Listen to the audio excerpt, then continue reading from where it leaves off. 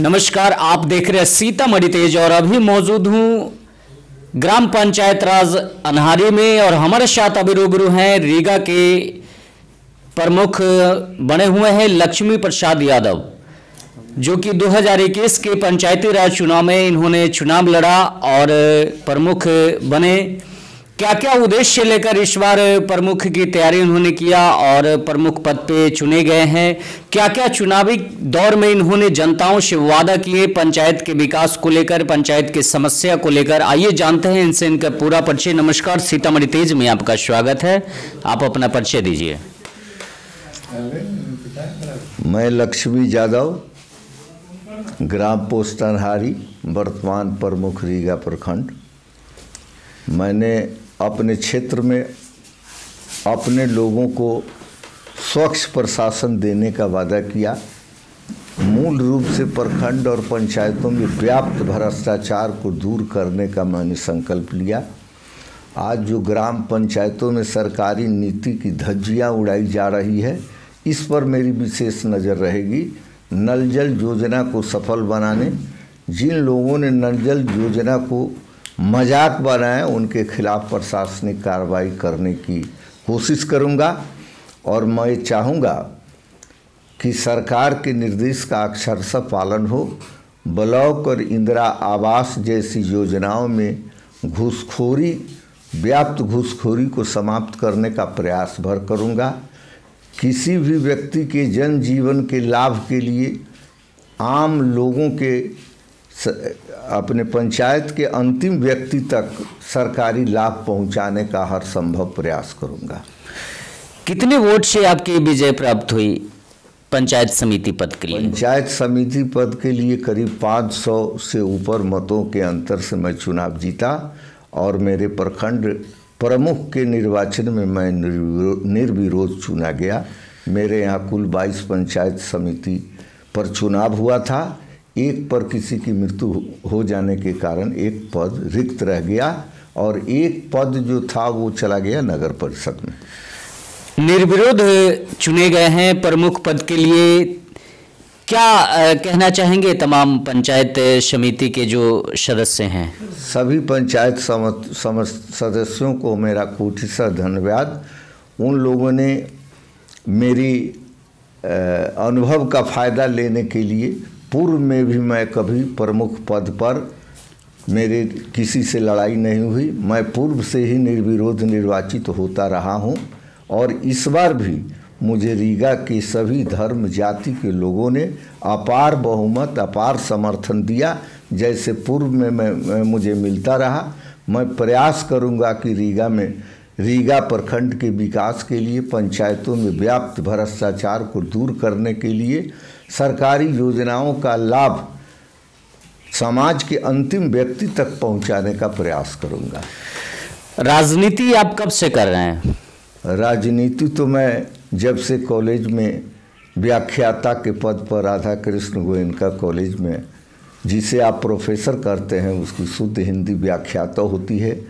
करीब 2-2.5 साल तक राधा कृष्ण गोयनका कॉलेज में राजनीति विज्ञान का व्याख्याता रहा और उसी बीच में मेरा मुखिया का चुनाव हुआ। मेरे पिताजी पूर्व में मुखिया 1952 से 78 तक थे और 78 के बाद मैंने उनके पद को संभाला।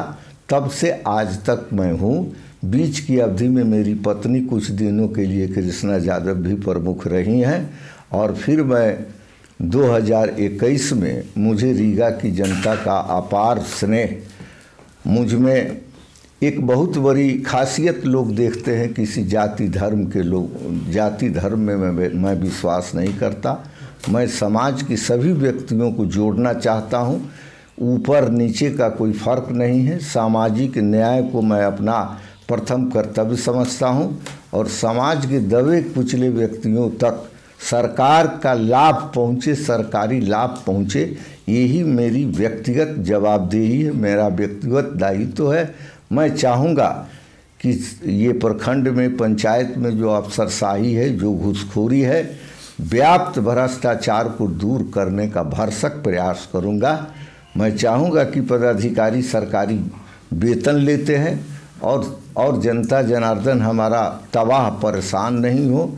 ये जितने भी सरकारी योजना हैं सब में व्याप्त भ्रष्टाचार है। सबसे पहले मैं रीगा प्रखंड से ही उसको दूर करने का प्रयास करूंगा।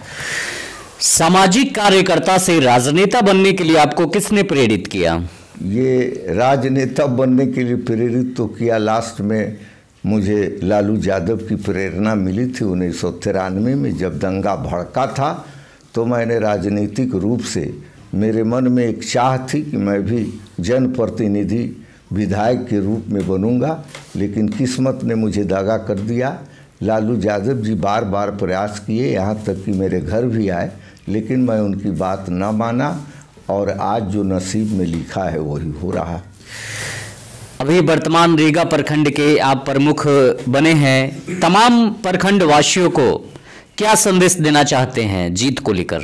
हम अपने प्रखंड वासियों को आशीर्वाद देते हैं, उनको संदेश देते हैं। उन्होंने हमें अपना विश्वास व्यक्त किया है। मैं किसी जाति धर्म विशेष का भक्त नहीं हूँ, न मैं किसी जाति विशेष या संप्रदाय के लोगों से घृणा करता हूँ। रीगा प्रखंड के सभी वर्ग के लोगों ने हमें कूटसा धन्यवाद दिया है। मैं उनकी भावनाओं को पूरा करने का भरसक प्रयास करूँगा। मैं तो वैसे आपके टीवी चैनल के माध्यम से, अखबार के माध्यम से अपने लोगों तक अपना संदेश पहुँचाऊँगा और आशीर्वाद पहुँचाऊँगा। वैसे आप लोगों से भी निवेदन है कि मेरे यहाँ 14 जनवरी को प्रतिवर्ष चूड़ा दही का भोज होता है, आप लोग भी उसमें शामिल होने का प्रयास करें।